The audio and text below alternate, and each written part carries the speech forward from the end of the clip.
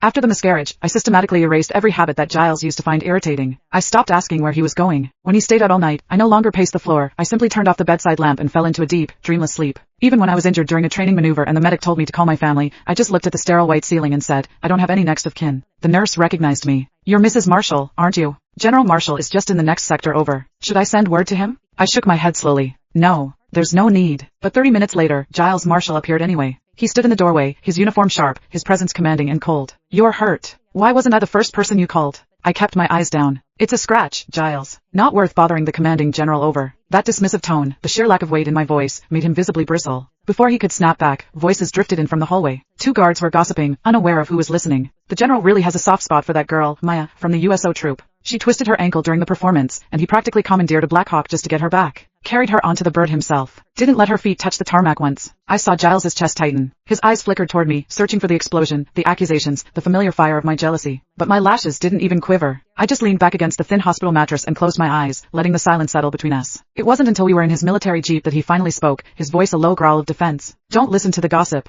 It was professional. Maya was invited here to perform for the troops. She got hurt on my watch. It was my responsibility to handle it. Okay, I said softly. I didn't add anything else. Giles's temper flared suddenly. You don't believe me? Is this still about that? God, Cassie. I've come back to you. I'm here. What more do you want? I stared out the window at the passing barracks, my profile a blank slate. I believe you, I said. I just didn't think I was an emergency. I didn't want to interrupt your work. Let's just go back to the quarters. The same scripted response. Autopilot. Giles slammed his fist against the steering wheel. The horn blared, a sharp, ugly sound that cut through the winter air, startling a group of performers who were just finishing their set across the road. One girl looked up. As the moonlight hit her face, the air inside the jeep turned to ice. Maya, what is she still doing out here? Giles muttered. He glanced at me instinctively. In the past, every time I saw her, I'd lose my mind. I'd scream, I'd cry, I'd demand to know why she was wearing a coat that looked like mine. But now, I just gave her a fleeting glance and looked away. Nothing. Giles gripped the wheel, but his eyes were glued to the rearview mirror. It was a brutal December night. The girl was shivering in a thin stage costume, her arms wrapped tight around herself, her nose red from the cold. His hand was already on the door handle. The concern was practically leaking out of him. I understood the script perfectly. I opened my door and stepped out, giving him the exit he was dying for. If you need to do a final sweep of the camp, I can walk back. It's not far. I didn't wait for an answer. I turned toward the intersection. Giles jumped out and caught my wrist. It's over between us, Cassie. I didn't know she was here. Why won't you trust me? I nodded. I do trust you, Giles. She's a young girl in a tough spot. Even if it's over, it's normal to care. I get it. He stared at my face. There was no bitterness there. No hidden edge. That was what terrified him. I used to have an insatiable hunger for his attention. If I found a single long hair on his uniform, I'd interrogate him until dawn. Now, I was exactly what he'd always begged me to be, reasonable, quiet, undemanding, but it felt like he was breathing through wet cotton. I pulled my hand back and walked away.